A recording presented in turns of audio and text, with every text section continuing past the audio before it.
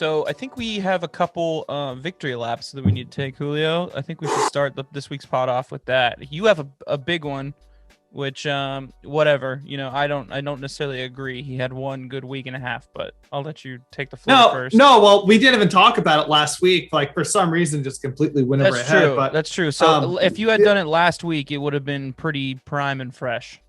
Yeah. So we didn't talk about Pujols signing with the Dodgers last week, which are bad. But I will say, when we did our pod a couple weeks ago about him getting cut, I said I wouldn't be shocked if he goes to Dodgers because of their lack of bench right now. And lo and behold, there he is. And he had a really good week. That first week, he had a really good week with the Dodgers. Yeah, honestly, I know a few Dodger fans that were like bragging about it, like how did the Angels get rid of this guy? And I'm just like, fuck up. That sounds you don't watch baseball. That sounds very Schlatterish.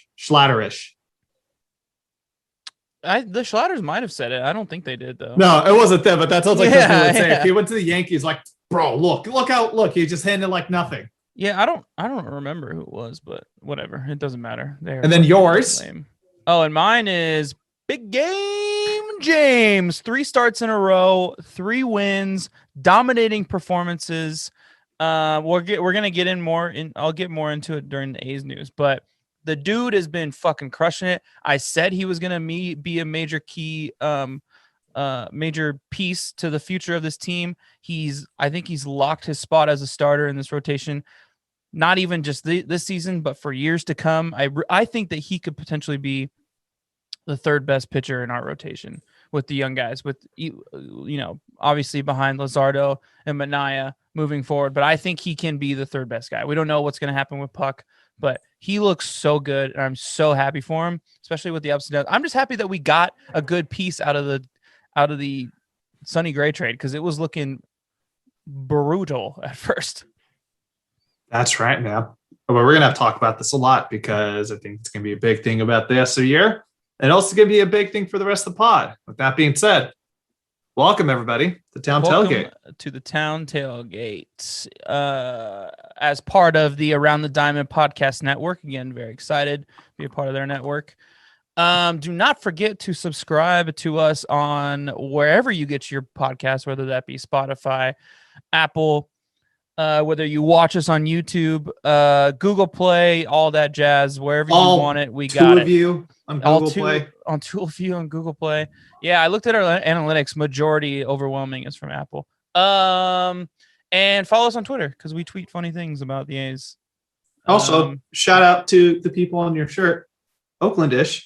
Yeah, they gave us a follow. Oakland, they did. Hey, Oaklandish, by the way, if you want to send me free shit, I will wear the fuck out of it during the. Oh, same here. I'll throw it up. If you got pet stuff, I'll throw it on the cats. They'll love it, man. Can I give a quick shout out to the person who gave me this hat? My boss, Gotham Chopra.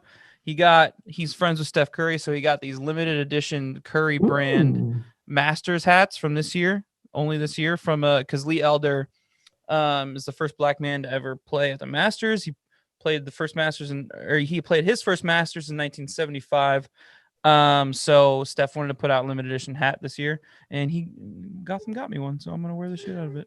So I'll be honest, when you posted that on Instagram, my first thoughts were, I didn't know you were that big of a fan of the 1975. I'm that big of a fan of golf. No, but I thought that was the band, like you're wearing the band shirt, that brand hat. That's a band. Oh, dude, they're awesome. They're great. Love them. I saw them in Santa Barbara. The one before we go into the show, though, a quick little side tangent. I saw them with Ronnie, and his girlfriend. Can't remember the name off the top of my head, but we saw them at the Santa Barbara Bowl. Podcast. I've only met her once. I'll be honest. That's on me. Fair. That's fair. But we saw them at the Santa Barbara Bowl. Okay. And the 1975, they're like, I'd say they're more like pop rock, but then they do like a lot of different genre stuff. Anyways, majority of the people there were like in their late teens, and it was really weird that Ronnie and I, 2 guys in their late 20s, early 30s, were at this show. Is this like a younger band? No, they're the guys are like our age. Like the lead singer is the same age as me. That's what I mean. Like they're not like they're not from the year, like the decade of the 70s. They're just called the 1975. They're like current band. Okay, yeah, never. Yeah, but the best part about that show though, I've never been to a concert with such a short beer line. Because everybody was underage. It was us and the dads. It was awesome. And you guys were probably vibing out with the dads, huh? Just having the dads are just sitting there, just like yeah. Yeah. That's what's up. All right, let's hop into the big three. So, biggest story of the week this week, obviously one of three, but the biggest story this week is Cardinals manager Mike. How do you say his last name? Mike Shildt. Shildt. Had an altercation, gets thrown out of a game 2 nights ago. Apparently, umpire Joe West noticed on starting pitcher Giovanni, what's his last name? Giovanni Guy. I was going to say Gallegos. It's something like that, but that's definitely. Anyways, go on. Yeah, Giovanni Gallegos. I was right. It is Gallegos. Okay, Giovanni Gallegos, starting pitcher, notices that on his hat, like on his bill, there's a little bit of miscoloration, kind of in the center. If you're watching on YouTube, you can see I'm kind of pointing the center of my hat, which a lot of pitchers have because their hands get dirty. They like to touch their hat, adjust it before they pitch. It's a pretty common thing. Turns out it was in particular from sunscreen because they play out in the sun. So Giovanni doesn't want to burn. So he puts sunscreen on his body all the time and he doesn't think about it. And he goes out there and goes pitches. Joe, I think it was one of the coaches actually said something to Joe West, and Joe West comes over, tells Giovanni he needs to remove his hat and needs to be careful because he can see that there's substances on his hat that he could potentially use to, improve his performance pitching. They explained to him the situation. They explained to Joe West wow, and Whitney's very loud back there. They explained to him the situation. Giovanni and Mike Shildt, that he just had some sunscreen on. He doesn't change his hat all season because it's like how baseball players, they are very superstitious, so they like to use the same baseball cap all season. They like to it's just it's part of their regimen. So he, like a lot of pitchers, like Eric Gagne is a good example. His hat was disgusting at the end of the season. He uses the same hat all season. Joe West is not having it. He does not believe it. He's being very strict to the rules. This is a very old umpire, by the way. And he tells them, I don't know if he says that he can't pitch in the game anymore, but he made him switch hats. Yeah. So the whole thing started was Mike Shildt went out there and was like, well, screw it. Here's my hat. Like, just give him my hat. Mm-hmm. And that's it. Kind of just went into this whole altercation and he got ejected for it. Yeah, Mike Shildt did. I don't think Giovanni Gallegos got ejected, but because Mike Shildt was pissed off that this entire encounter was even happening. So he goes on his and he's about to explain why. He goes to the post-game interview and he explains that he's very upset with Major League Baseball because they're picking and choosing which rules they want to enforce and which rules they don't. So Giovanni Gallegos, for some reason, Joe West decides in this specific game that he wants to enforce the rules on banned substances when you're pitching. It's been a rule it's been a rule for a while, no big deal. But when it comes to other pitchers who are a lot bigger names, who are, like bringing in viewers to watch games and who are obviously getting some kind of enhancement in their performance and their pitching, cough, cough, Trevor Bauer, whose rotations are the highest that Major League Baseball has ever seen on his fastball. He pitches, his ball spins, it's like 20 times faster than any, not 20 times, like 10 times faster than most Major League Baseball pitchers. And it's also like 20 times faster than 2 seasons ago. Anyway, that's besides the point. But they don't want to check up on his situation. I want to go through his locker room and find out what's going on, but they want to check up on Giovanni Gallegos. It's, he has every right to bitch, in my opinion. Julio, I'll let you go, and then we can keep going. Yeah, so here's the exact quote from Mike Shildt. He said, "This is baseball's dirty little secret, and it's wrong time and wrong arena to expose it. Here's the deal. First of all, Giovanni wears the same hat all year. Hats accrue dirt. Hats accrue substances," which I'm not a scientist, but I think that's true. Did Gio have some sunscreen at some point in his career to make sure he doesn't get some sort of melanoma? Possibly, which, you play baseball in the sun. The sun could give you cancer from being out too long. Totally valid thing to put on your body. Yeah. Does he use rosin to help out? Possibly. But hey, there's no rule against rosin. Mm-hmm. Are these things that baseball really wants to crack down on? No. It's just the weirdest timing to do this all. Joe, and you mentioned it, Joe West is a veteran umpire. He actually just set the MLB record for the most games umpired, which is 5,376. So congrats to him. Longevity in any job is pretty great. He's still a shit umpire. I don't that being said, I'm guessing he didn't get the celebration he wanted yesterday, so he decided to do it today. It's just a really weird time to pull that. Historically, this has happened before. I think about when the super famous George Brett home run with pine tar on the bat, and they called it out, even though he did have too much pine tar, nobody ever called it, kind of thing. Yeah. It was just kind of a bullshit time to pull it. Mm-hmm. Especially, you've hit all the points that we really need to talk about with this. There are players who were average.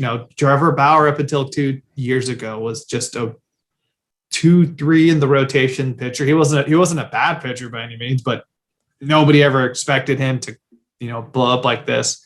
I think what baseball is scared of is not the Trevor Bauers of the world, but what's going to happen if we find out that guys like Max Scherzer or I don't think Kershaw, because he's lost a lot of velo on his pitches over the years, or like Justin Verlander. All these guys have been, the last 10 years, some of the best pitchers in baseball. What if we find out, these guys have been using the same substances? So but it's at the point now where I feel like every episode or every other episode, we talk about the CBA. And this is just another talking point, man. We have this huge problem. We've had 6 no-hitter so far into the season, and it doesn't look like it's slowing down anytime soon, even though one didn't happen this week yet. Knock on wood. And this is just giving me another talking point. You hit it on the head with every other week. It feels like every week we're bitching about 2 things: how baseball doesn't get it, and they the front office doesn't get it, and they don't know how to make their game more popular and more interesting. And 2, umpires are just they're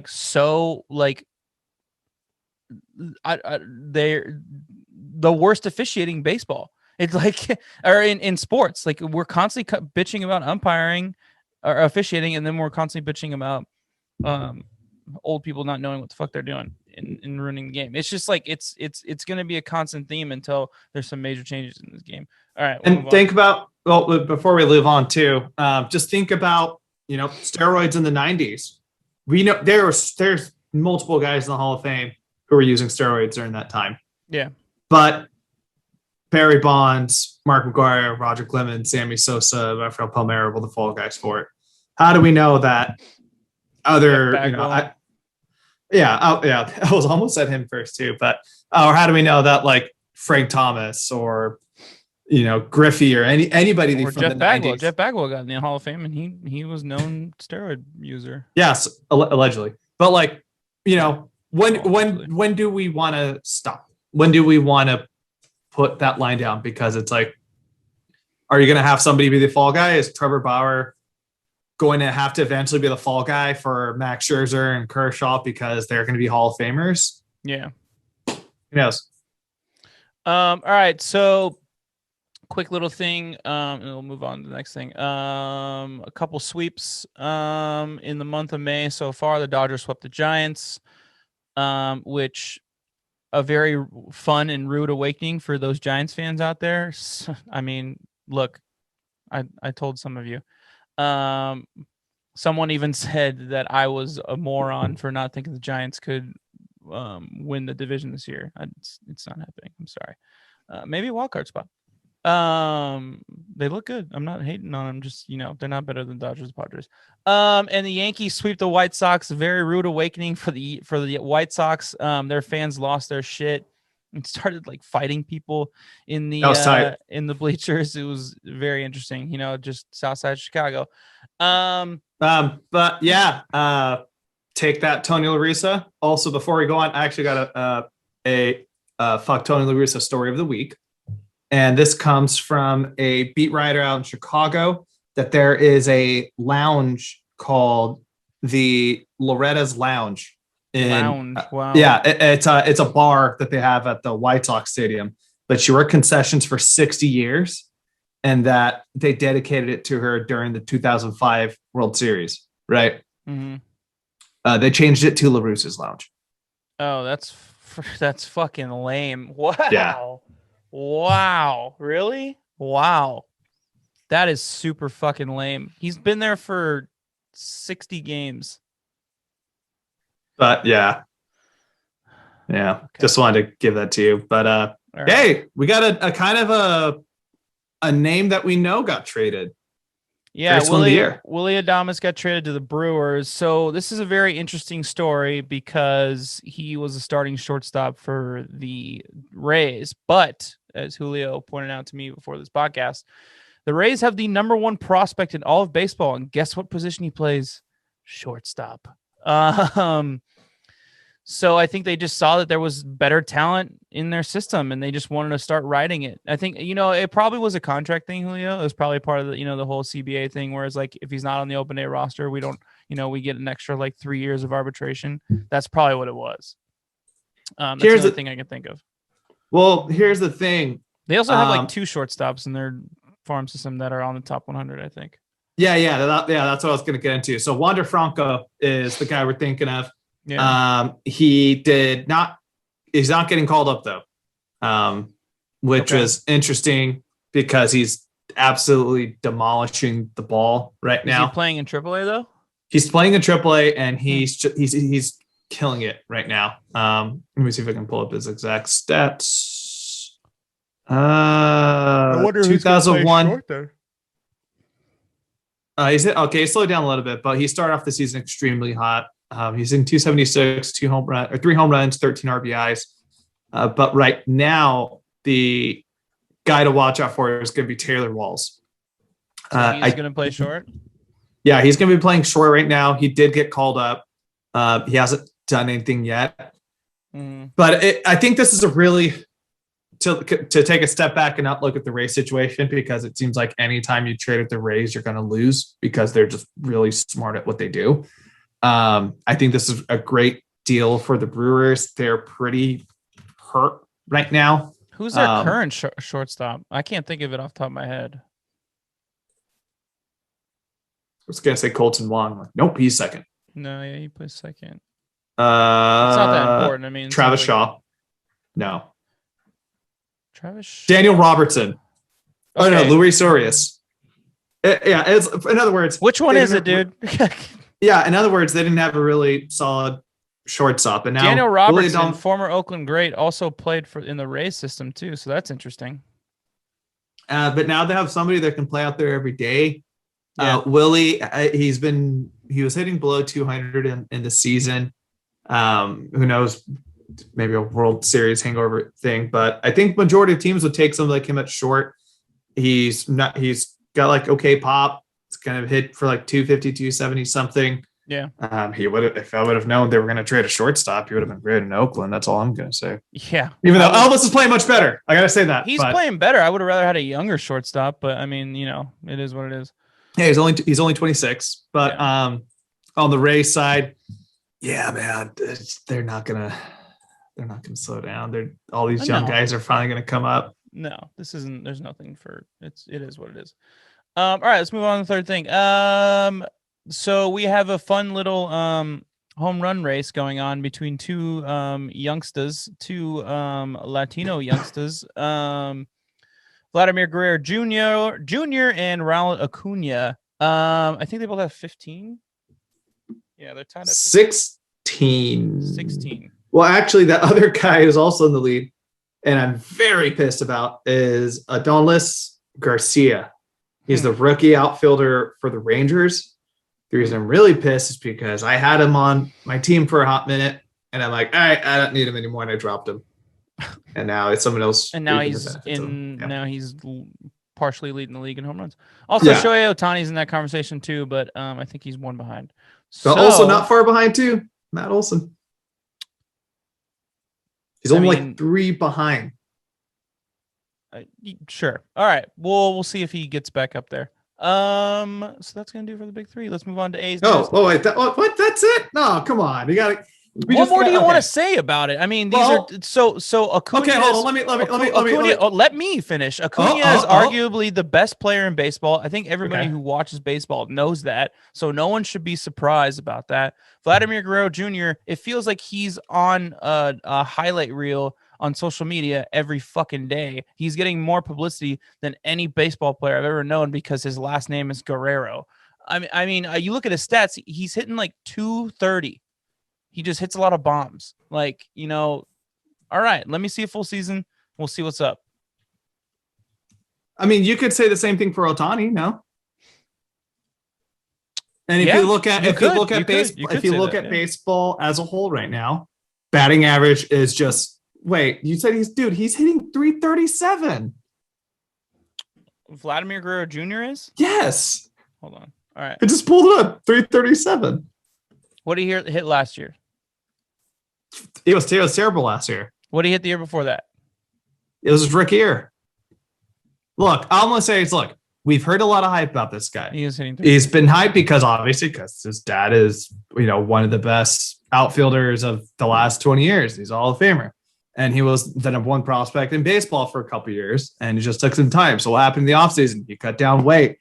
He worked down, just more fundamentals. And what's happening now? He's leading the league he's leading baseball in home runs. He's leading baseball in RBIs. He's leading baseball in slugging percentage. He's leading baseball in OPS. So all I'm saying is it's tight that it's look, I understand it's the last name, but we can also say, okay, tell me about Tony Gwynn Jr. Well, tell me about a lot of legacy players. None of these guys, it takes just because you have a last name doesn't mean you're going to have that talent, man. No, I get it. I'm not going to flip out about it 2 months into a season because his last name is Guerrero. Like that's basically why. I mean, he's got a lot of talent, but they're flipping out about his stats because of his last name. So I want to see what he does in the end of the season. That's it. I'm not going to fucking lose my shit over this. And Ronald Acuna, I'm not. Why do we even have it on this? I'm not surprised because it was a slow week. Yeah, exactly. And you want to keep talking. You want to do 10 minutes on this. So what do you want me to say? I want you to say that he's a false prophet and that no, he's not a false prophet. No, Democrat. Oh, what movie is that from? Oh, come on. My name is Daniel Plainview, and this is my boy. Oh my God. I haven't seen There Will Be Blood in the longest time. There we go. Does it? Does it still hold up? I've been wanting to watch it too because somebody just told me they watched it recently too, and instantly, as soon as they talked about it, I just started going, "I've abandoned my boy." Yeah, I've abandoned my boy. Yeah, but that's the line he tells him, and he's like, "I want you to say that Jesus is a false prophet." Yeah, I mean, I haven't seen it in so long. That line doesn't even recognize. It's when I want to say like 5 years ago I saw it. It's when what's his name? Okay, this is the baseball podcast. Let's keep it moving. Anyways, we'll do movie on discussion. I think I know what you're talking about. I think I know the part of the movie you're talking about. Let's move on to A's news. Jesus Luzardo, he has been in rehab pitching for the Aviators down in Las Vegas. He's pitching well. Julio, you read that potentially they might move him to the bullpen, which is not something that I support, especially with how not well Frankie has been pitching after 2 innings. But where did you read that at? Paul Dano. It's Paul Dano when they're at the bowling alley, and he's trying to tell them that. Yeah, so there's some speculation about it. Even I can't get the specific leaks in front of me, but even Bomel was saying that that's a possible consideration. And it makes sense just because, one, the bullpen is extremely struggling. Even look at today where you have, Yusmeiro Petit, our consistent rock, gave up 2 runs. Diekman had some terrible command today. After such a great start, too. Yeah, Bomel said initially will be coming back as a reliever. It's not going to be a long-term solution. I think it's more so they're hurting really bad in the pen right now, and he seems like a decent stopgap guy just so he can kind of get the reputation in.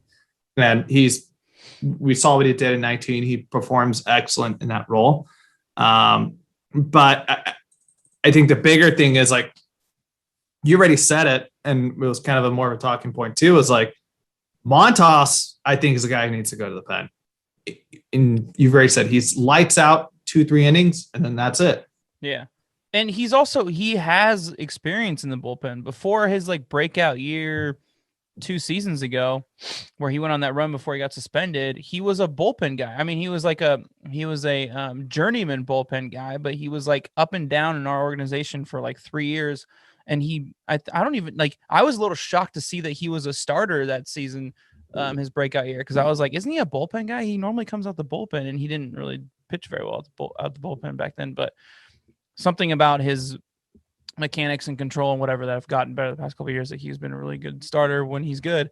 But yeah, he's just like, he's not reliable. And like, I would rather, cause like the starting rotation is the thing that we kind of like, it's kind of grounding us right now because the bullpen's so bad. So I'd rather have guys who we can rely on there and just kind of try and figure it out in innings 8 and 9, preferably, but potentially 7, rely on, and then we can focus on guys that we trust in the bullpen for that. But now, I can't, I'm not down for like just potentially giving up a loss every couple days, and risking in the 3rd inning, if that makes sense.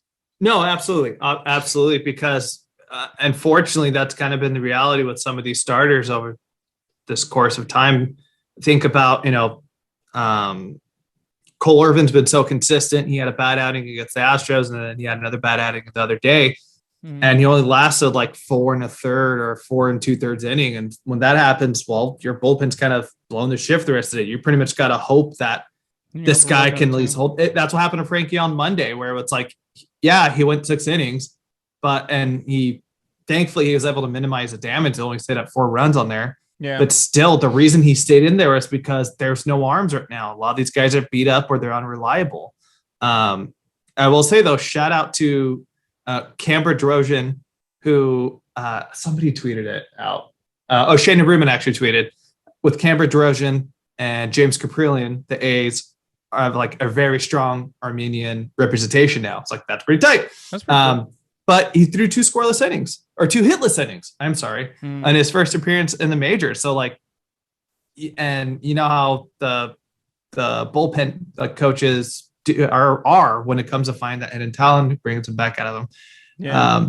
But Melissa Lockhart even tweeted earlier, she's like, they got to make a move. Like, the fact they even beat Riders already, like, they got to make a move. They're like, I don't know if there's going to be an Octavio Dotel on the market kind of thing, but it's getting to the point where you can't just keep relying on Petit. His arm's going to fall off at some point. Yeah. You can't rely on Diekman every other day, because I think command is still an issue. And then Lou was so hot, and then he's kind of regressing a little bit. So, and it's interesting. And Romo had like a solid week and a half, and then he just fucking gave up like, what was it, like 3 runs the other day, and just like, oh god, okay, we're back to square one with him.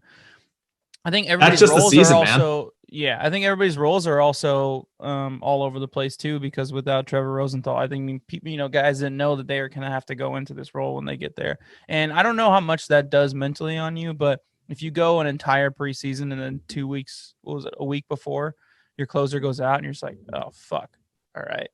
It's like, next man up mentality is great, but sometimes it's just kind of a mind fuck. But yeah, I know, dude. I agree. I think Birch was having some issues. Yeah. I think the move is definitely at the deadline, some bullpen help. Yeah, and like guys like Kolarek that we traded for and we kind of hope for, they're not fucking panning out, dude. That's the most annoying part. Like, I was super pumped about the Kolarek trade, and then this shit is happening. I don't know. Whatever. Yeah, we'll see. I think the good thing is too, there's still a surplus of arms in Vegas, and for the Aviators, we'll see. For the Aviators, not the A's, that what you say? Yeah, a lot of.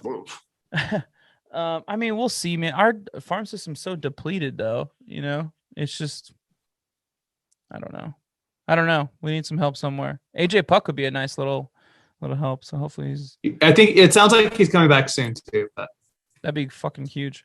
All right. Next piece of news. Me and Julio went to a game. It was a blast. Yeah, we did. We hung out in the outfield bar for a little bit that was like closed. So I don't know. It was weird. Your girlfriend Ed Whitney got like the perfect video right when Aramis Garcia hit a home run. We just turn around and just fucking massive high five. So we're going to use that video all the time now on our Twitter page whenever something cool happens. But it was dope. It was dope being at a game. This was my second game of the season. Rules are a little bit more lax at Angel Stadium compared to A's Stadium. There was a few more people there too. But it was fun. I got harassed by Angel fans on the way out though, because I was being an obnoxious A's fan. We had just won, and I'm like chanting, "Let's go Oakland," being a dick. And then like Angel fans were like, "Oh, is it Oakland? I thought it was Vegas or Portland or wherever." And I just told them. My response to them was, "Yeah, man, it's a pretty bad situation. Almost as bad as having Trout for 10 years and nothing to show for it." Oh! They shut up immediately. It was great. From the top rope. Yeah, I mean, it's true. They have one playoff appearance. The best player in baseball. Any thoughts, concerns, or comments on your ballpark experience, Julio? Damn. I'm just kind of collecting my thoughts. No, man, it was an awesome night. Saw Ronnie, good friend of the pod. We got to hang out with him for a little bit. Of course, the A's smashed that night. It was awesome. And yeah, I will say, yeah, it was, even though we're both fully vaccinated, it was super relaxed, but also like it was a month and a half since you went to your last game. Yeah. That's, as much as I missed baseball in person and the whole experience, I kind of forget just like how trashy that stadium is, and how, and I understand, look, we have no room to talk. 1000%. But like, there's no vibe to that stadium. The vibe is a Monster Energy drink sign in center field. And the waterfall that's taking up valuable real estate in their outfield bleachers. And I also brought up, so with my group, I know you went with Jackson and who else was with you guys? Yeah. And it was myself and Whitney, our friend Rochelle, one of her friends, and then her brother was there, and his wife, and his brother's lifelong Angel fan. Since he's in his early 40s, so yeah, like lifelong Angels fan. Yeah. And I turned back to him when the Rally Monkey started, and I'm like, "Why do you guys still do this?" Yeah, and he's like, "I hate it." Yeah. He's like, "I didn't like it in the first place. Like, I don't know why they still do this after." No one even fucking remembers it, dude. Like, except for Angel fans. Like, it's the fact that they're still holding on to it. I don't get it. But besides that, yeah, it was awesome. It was my second baseball game of the year. But first time seeing the A's in almost 2 years, and I had a really good time. And I think, oh yeah, you went to Dodger Stadium. That's right. Yeah. And I think to close it out too, you and Ronnie making it in the last minute to snag a beer. I was just about to say that. I was like, dude, we ran down and we went to one, and the manager walks up. Nope, no more beer. Hey, don't sell them anymore. Hey, we're closing it up. That's it. And then we run around the other corner to the Coors Light bar in the outfield, and we're like, "Are you guys still selling beer?" Like, yeah, hurry up right now. And we're like, "Fuck yeah, let's go." We got it right in the last minute. Yeah, it was pretty dope. All right, well, I think it's time for a little breakarooski. Breakarooski, because we're gonna need to refill our drink for this coming segment. You sounded like Clark Griswold. Like you just like, it's just so very like dad vibe. Breakarooski. Let's have a breakarooski, guys. I mean, my Instagram handle is Julio Griswold. There you go. All right, so stick around. We'll be right back.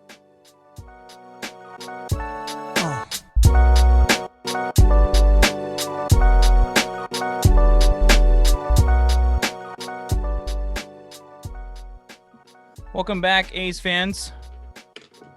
baseball fans in general. If you are joining us for the first time from the Around the Diamond Baseball Podcast Network, this is the Town Tailgate where we talk A's baseball specifically, but we love all baseball.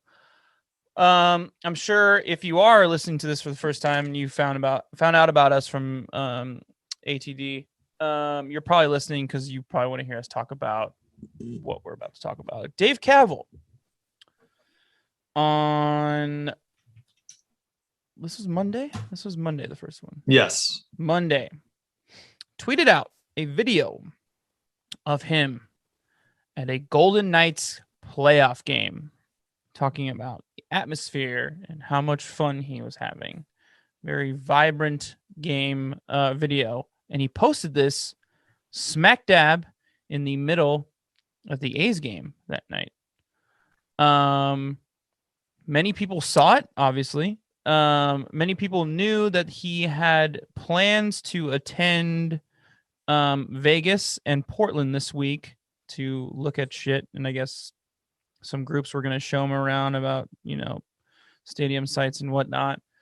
But let's just say that this rubbed 90%, 99% of A's fans the wrong way.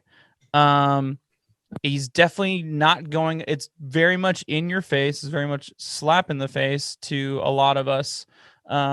It just feels like he says one thing about he's trying to make it work with Oakland, and then he just kind of like throws that up there to just be like, fuck you. I don't know. Julio has a lot stronger feelings on this than I do. I don't. When he first sent it to me, I mean, I've come around a little bit, but when Julio, when you first texted it to me, my response was, yeah, if I had the choice to go to a NHL playoff game or a regular season minor league baseball game, I would choose the NHL playoff game 10 times out of 10. But then again, I don't own a professional baseball team that is on the move potentially. So, but that's just me. Yeah. So, where do I start? I think one, I will say he's people have been saying this for a long time, and we should have really kind of bought into this. He's a carny. He's a con artist. Like, this guy has been kind of spewing out rooted in Oakland, and all of his little like dad funny tweets are like, ducks on the pond, even though every time he'd say it, the A's would not score. And at the end of the day, look, he's doing his job. He got hired to do that job. He is not the owner. Ownership hired him to do this. Because the A's team owner is a bitch and doesn't have the courage to talk to the media members because he just is a coward, I guess, and doesn't want to do that. But that being said, it's really disappointing because this guy has done a lot of investment into the A's fanhood, where a lot of people were firm believers in it. And like, all right. And even when the statement came out, the way it was articulated, all right, we get it. Like, you just got to do your thing, whatever. But like, to tweet that out during the middle of a game when your team is losing, oh, by the way, the Golden Knights were up 3-1 in that series. They've lost 2 consecutive games ever since that tweet. And then also earlier tonight, he tweeted that he was in the Elon Musk Boring Company tunnel in Las Vegas, which is the biggest waste of space possibly in the history of mankind, because, hey, let's build a tunnel and have a car go through it instead of, multiple cars like a subway. Anyways, he's just a fraud. He's just something that we really should have been aware of. And all he's really doing is he's putting pressure on the city of Oakland. And he was on the Starting Nine podcast earlier today with Dallas Braden and Jared Carabas. And pretty much he was saying, he's like, this is just putting some pressure on the city. Like, I am doing these things. I'm at a playoff game. I went through Elon Musk's little stupid tunnel thing. And also got to say too, we tweeted this out the other day. what did he think was going to come out of this? Wow, look at this playoff atmosphere. Have you never been to like a playoff game in the Bay Area? I don't like that. Doesn't make sense. Like I'm sure you were there in 2019 when the A's hosted a wild card game. Didn't go well, but hey, that same sort of energy was there at the beginning of the game. Did you never go to any Sharks playoff games? Since you're from the South Bay and you spend your time there, did you never go to any of the Warriors games over the last 5 years when they won 3 titles in 5 years? Did you never go to any of the Niners playoff games throughout all these years? Like, what the fuck do you think we do in the Bay Area? You've been to A's games when there's 10,000 people there and it sounds like 30,000. Like, what did you think crowds like that sound like? Oh, competitive games in Oakland. Yeah, we have competitive games in Oakland all the time. They get louder, just as loud as that. It's just like a... You nailed it on the head, though. He's doing it to send a message to the city, being like, yo, it's looking pretty cool. A little enticing. And guess what? The Raiders are, they're my team. And look, it took me I'm sure you're in the same boat. It took me a long time to kind of go over that hill with the Raiders when we knew they were going to leave. And it just took me some time. And I realized, I think for me, Raiders are very much more about the symbol. They had already left the floor. Like my dad used to go to LA Raider games all the time.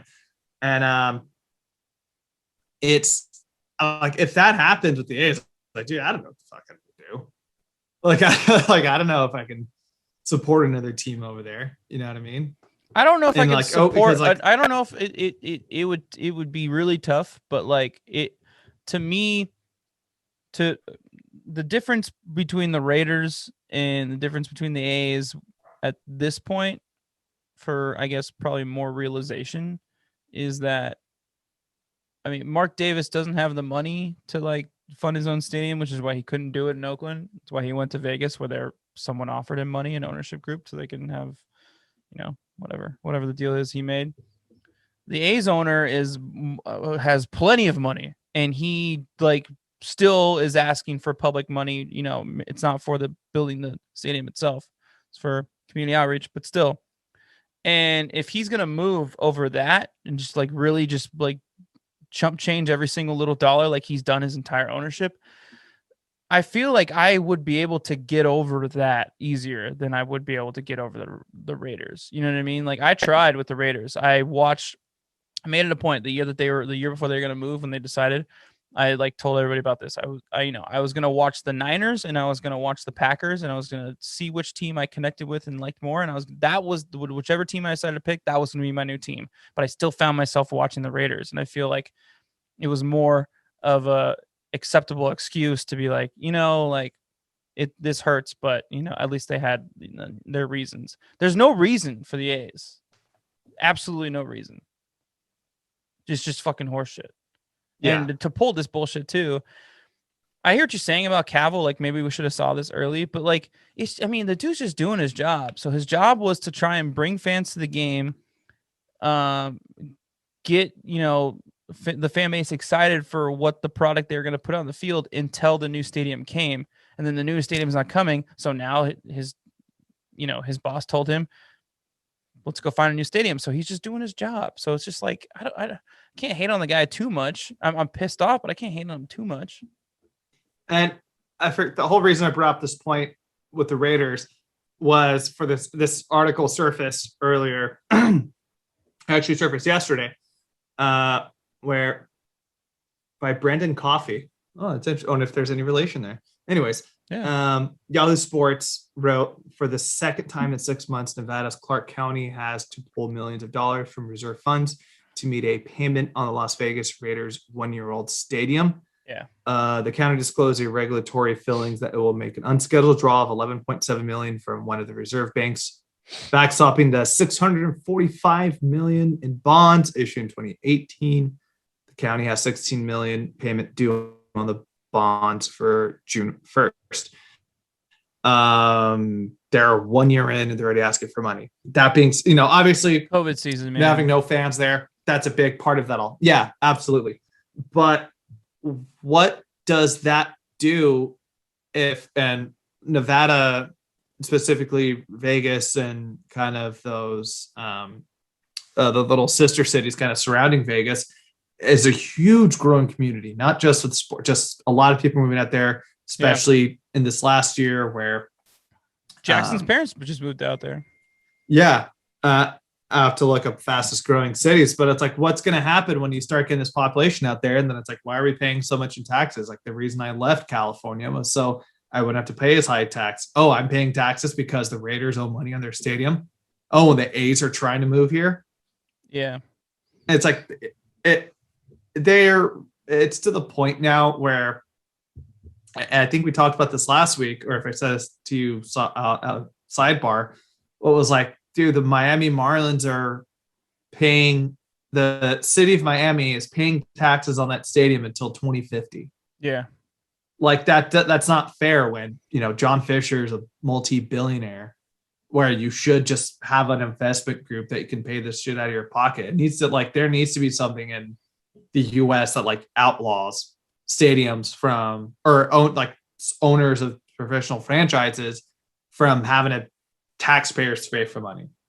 And it's so, I mean, Bill Simmons said it best. I think that owners should pay for, or billionaires should pay for their own fucking football stadiums. He said it best in his commercial for his HBO show. It was great. Yeah, it's ridiculous. And it's like, if you're a resident of Vegas or you're in Henderson or if any of those little towns around there, look, the appeal of another franchise there, it's awesome. But at the same time, it's just like these cities are blowing up around you. You're having a new culture change there, more or less. And then now you're going to have to pay for the taxes for seats that games are, especially with Raider games, you're not even going to be able to attend. So those Raider games, the cheapest ticket's like $1,000. Yeah, I looked them up pretty recently. It's absolutely fucking absurd. I will never be able to go to a Raider game. It's just a fucking joke. Unless it's a preseason game, and I don't want to go to a fucking preseason game. It's fucking preseason. Well, my favorite brother Armando actually got season tickets. So is he going to sell them to me for face value? Because if not, he can go fuck off. I'm not paying $1,000 to him to have his tickets. Oh, he's a big fan of the pod. Don't worry. We'll figure. But well, anyways, besides the point. Yeah. I feel like we got lost track of it. But yeah, it's just like why it's just very propaganda-ish. Dave Cavell at the end of the day is the Cavill's doing his job, and I get it. But goddamn, was it tone deaf? And if this worked, then good for his strategy. But if it doesn't work, then you can never show your face in the East Bay again. It's just very passive aggressive. So like the post game, I'm sure a lot of A's fans saw this on Twitter. The post game show, Brody Brazil and Bip Roberts ended the show with, Brody said that our producers want us to comment on this tweet that Dave Cavill put out, and they just walked off the set. And I think that explains about as perfectly as any A's fan can have it explained. It's just so passive aggressive, and just it's like the guy in your group of friends who is like just very passive aggressive, but he like, you don't really respect him, but he's just part of your friend group. But he's kind of the guy you like talk shit about behind his back, but it's just like, he just hangs out with us and he's cool sometimes, but like no one really likes him. Like that's what it feels like, because he tries to pull shit like that, like, I mean, it's just, I don't know.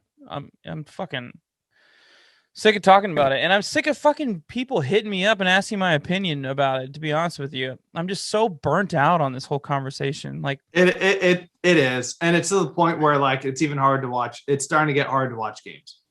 Yeah, I mean, like I was with some friends last weekend, and one of them, like I hadn't seen him in a little bit, and he goes, "Yeah, man, what's going on with the A's, man? They're trying to move." And I'm just like, dude, it's a long story. And I just don't, I'm so burnt out on talking about it. Like, I just don't, if you want to hear my opinion, I'd put out a podcast 2 weeks ago. Go listen to it. that was my response. When you get the listens up, we're trying to get paid for this. Just go get us. Even if you just click for 15 seconds, it's more than enough. Yeah, exactly. Right. No, it's 30 seconds. But also the other thing, the other thing too, before we kind of move on, because I feel like we sound just both exhausted from this. During the pod with Dallas on starting 9, they asked him, are you going to Portland? Do you plan on going to Portland? Yada, yada, yada. And he's like, no, we're not going, whatever. But then a sports writer for Portland, I don't know the specific name off the top of my head, but you can Google it or look it up on Twitter. But this beat writer pretty much is like, no, we're calling bullshit. They're planning on coming up here like this week or next week kind of thing. And he'll probably be at a Blazers playoff game. Yeah. And that's what everybody was doing Monday night. They're lining it up like, oh yeah, game 3 is going to be this Friday. So, maybe you're going to get tickets for that, Dave. Yeah. At the end of the day, though, I would rather have them go to Portland than Vegas. I know it's closer, but just I can't lose 2 teams to the same city. I'm not going to get into that. All right, let's move on. Let's talk about some actual baseball. Yeah, so we're going to preview the coming schedule.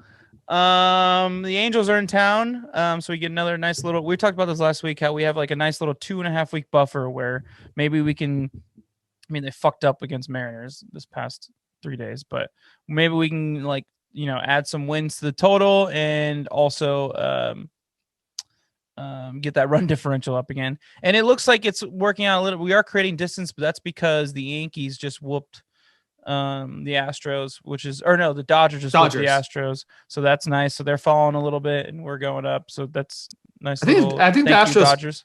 I think the Astros pulled it off tonight, but whatever. And then we're going to Seattle at the end of the week. Julio, who is your player of the week this week?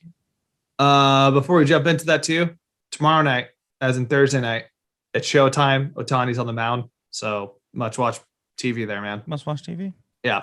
My player of the week, and I think you probably saw this coming because I tweeted about this, and I've been somebody who's been writing this case for a long time, so maybe I should keep doing this because it keeps happening. Tony Kemp. I'm sorry, man. You've been killing it lately, and I think now we got to give you your roses and kind of give you hit a home run. First home run with the A's, man. Home run with the A's. Electric stuff. He hit 6 for 50 over the last 7 days. He's hit 6 for 15. He had a double, triple, home run. He's got 2 RBIs. He got caught stealing.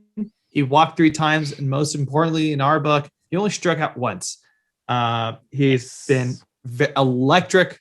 He's been getting more playing time too. Wise. Yeah, he's getting more playing time. If he can maintain this for like a month span, I think that will kind of ease the nerves of that infield depth problem we've been talking about for a while. So I just want to give him the credit where credit's due, man. He's really been hitting well lately. It's been great because maybe he heard our pod and he got pissed when we were talking shit about it. His brother liked one of our, or somebody in his family liked the tweet that we put out with him saying like, oh, we owe you an apology. But like, if you think about the like effect of if he hits well, and it's like, cool. If Tony Kemp hits well, that means Jed gets a day off. Yeah. Because that means Elvis gets a day off because you can slide Pinder over to short. That means Chappie gets a day off. Yeah. Chappie got a day off. Has played. He got a day off today, but he had played every single game this season. He very much needed a day off. It was last night, but like that, like that effect of just if you can rely on somebody like that for depth and they can hit consistently and play good defense. He had an excellent play last week. Yeah. And he's just been doing a lot what we've needed from that position. So Tony Kemp, keep it up, man. Appreciate it. Good job, Tony. Mine, I wanted to take the obvious one and Ramon, but instead I'm going to just stick to my theme of the podcast. Big Game James, baby. Or as Simone McCarthy would call him, Cap. Killing it. He's on a fucking high. He's doing so well. All the reasons what I talked about at the beginning of this podcast. He just 3 lights out starts. I want him to keep going. I want him to be the rookie of the year so bad. Even though, dude, Seth Brown's kind of making a case for being rookie of the year. He leads all rookies in home runs right now, which is kind of cool. Garcia, the dude from the Rangers does. Sorry to fact check you on that high, but he's So then when he hit his home run on Friday, he was leading rookies all rookies and home runs. Seth Brown. I didn't even know Seth Brown was a rookie. So apparently he never made it. He was always I don't know. Apparently he's a rookie. Anyway. But yeah, I'm gonna take Mr. Big Game James. You're my player of the week. Great job. Can't wait to see you pitch again next week. And I think the biggest thing too is throughout this stretch, he's been facing some really good offenses. Like what he did in Boston, his first career start, insane. With Seattle, I made the comp to like they remind me a lot of like the 2014, 2015 Astros, where it's like they're super young, but like just wait, man, they're gonna be actually that's scary in a couple years. Like there's all the talents there. I like that comparison. That's a good comparison. And then I'm trying to look up who his other start was. Detroit? He didn't get a win on that start, by the way. Oh, it was the Angels. Yeah, and Angels. No decision, which sucks, but yeah, he pitched really well. All right, who's your ETT? Essential Tailgate Tool of the week. Oh, last week, duh. Chris, I had Jed Lowry. He didn't really play very much. I don't know why. He's not hurt, so I think because just they're riding the hot hand. You think Julio just going with Tony Kemp? Maybe he didn't have a terrible week though. No, he went 6 for 27. Let me bring up the exact numbers in front of me. I just had him here. I got it. Don't worry. Right. He went 6 for 27. That is not correct. Okay, never mind. I don't have the game splits up here. Oh wait, just kidding. Oh wait, no. Game log. I can go do mine real quick while we're looking this up because Matt Chapman, he did not homer in the one game I went to, but on top of that, he went 1 for 22. He struck out 7 times. He walked 5 times. He hit a homer though. He didn't. Yeah, Chappie did not have a good week this last week. No. There is some people are concerned about it, but like historically, he has been a pretty slow starter. And the plus, I don't know if he's actually at least hitting wise, if he's 100% there yet because of just having that offseason hip surgery. But yeah, I feel like I'm on a cold streak when it comes to the ETTs, man. Yeah, he might need some more rehab or something like that. Just didn't get enough time. Who knows? I don't really know enough about hip injuries. So Jed did not have the greatest week. And he did play a lot. I forgot that he DH'd quite a bit. But his batting average went down a lot since the series against Houston. But you win some, you lose some. So we're both losers on that one. All right. Who's your Essential Tailgate Tool of the week for this week, Julio? I'm going to go ahead and make a delivery order, but it's going to be through UPS because I think Brown's going to be delivering. Seth Brown, I project him. He's my ETT this week. Dude, he has really turned it around, man. I really like him as our fifth or fourth outfielder now. Yeah, he's honestly making the argument where Piscotty has not had a great year so far. I know he's battling some injuries, but he's hitting below 200 at this point. And Seth Brown has really kind of continued that hitting trend he did in his short time in 2019. Mm-hmm. I think if he can show another solid week of production this coming week and over this next couple of weeks, really, I wouldn't be shocked if that's going to be our everyday right fielder and it's going to be Ramon and Brown up there. I don't know if I'm willing to go that far yet. I don't know. I feel like Pinder would earn that spot more before Brown. But Brown, I mean, dude, the Brown has been hitting the shit out of the ball, which is like really cool. And he hits big home runs in big moments. Like when you need it, he's fucking hitting them out the park. Like when it's a tie game or when you were down by 1, we're in like the 7th inning and we really need to like kind of get some momentum. He fucking hits a solo bomb and it's just like completely turns the team around and they start like coming out just guns a-blazing after that. Like something about like his chemistry, just bringing his fire to the clubhouse. Yeah. Real quick stat attack for you. And the last week he's hitting 333, 3 home runs, 8 RBIs, 2 walks, 4 strikeouts. It's my fucking guy right there. Yeah. So Brown, you're my guy. Keep it up. Totally turn it around. I totally have turned around my opinion on him. Okay. Mine is going to be Cam Bedrosian. We need some reliever help. I really think that he can be that. He had a pretty good outing today. Or not today. Yesterday. Yesterday. I had a long day at work today. I'm totally blanking on my days. It doesn't matter. I don't blame I think we definitely need some new blood in this bullpen as well. So if he comes up and he starts pitching well, it's just contagious like that. You know what I mean? Like winning, like they say, winning is contagious. Like success is contagious with the pitching staff. And I think that if he starts pitching well, other guys, Birch is going to turn around a little bit more. Petit's going to, Petit's been fine. Diekman will turn around. Trevino will turn around. Romo will turn around. At least, some relief until guys like Wendelken comes back or Puck comes back, where we can get some legitimate relief. You know what I mean? And who knows, if he does well, maybe he stays up there. Maybe Guerra go down and Goudan go down, because I fucking hate both of them. Every time they come in a game, I'm just like, oh God. So as long as he can, I just think he's going to be crucial this coming week. Yeah, I love that pick. I think they're really going to rely on him throughout for this next couple weeks while guys are kind of figuring out what you talked about Puck, and with potentially Luzardo coming to the pen, he's going to be big. But also, I just learned this. Cam's middle name, Rock. You're kidding me. That's his real name? Cameron Rock Bedrosian. That's fucking sick. That is so dope. So his dad, if you didn't know this, I didn't know this until like the last couple of years. I played MLB The Show more, because his dad is actually like he was a reliever like back in the 80s and 90s. He was an all-star in 87, Steve Bedrosian, but his nickname was Bedrock. So he named his son's middle name Rock. That's fucking great.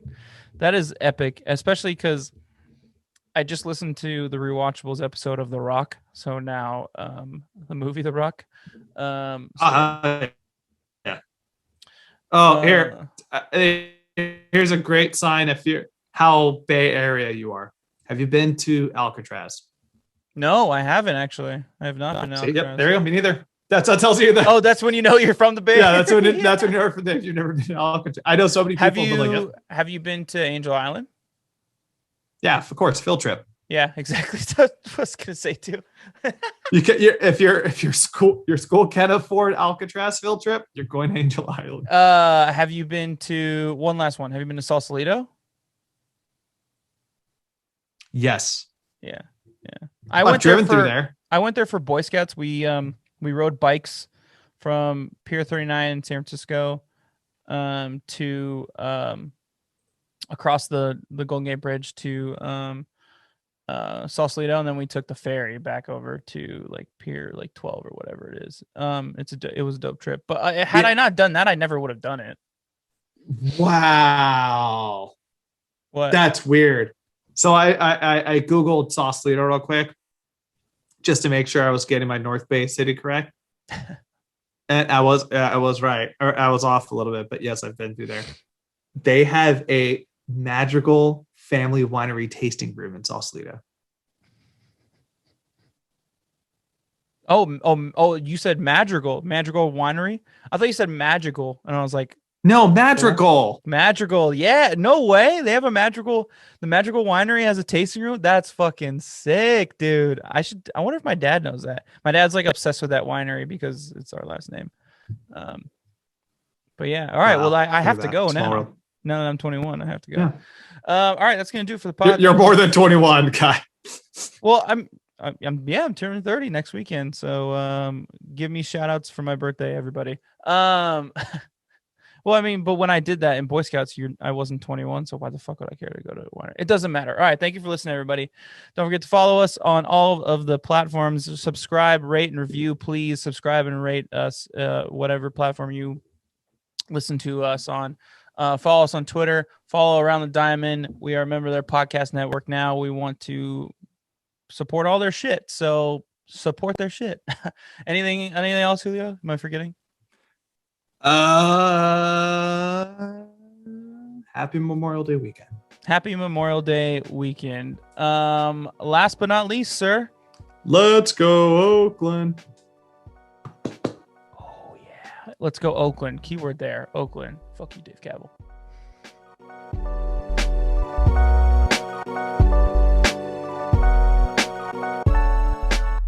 The Town Tailgate is an independently produced podcast. It is written and executive produced by this guy, Chris Madrigal, and my partner in crime, Julio Reynoso. It is sound mixed and edited by yours truly. Social media management and marketing is run by, once again, my partner, Julio Reynoso. And a special thanks and shout out to my brother, Larry Madrigal, for composing and producing our theme song, as well as graphic designing our album cover and artwork. Thank you so much for listening, everybody. Please tune in next week. Please subscribe. And last but not least, as we always say, let's go, Oakland.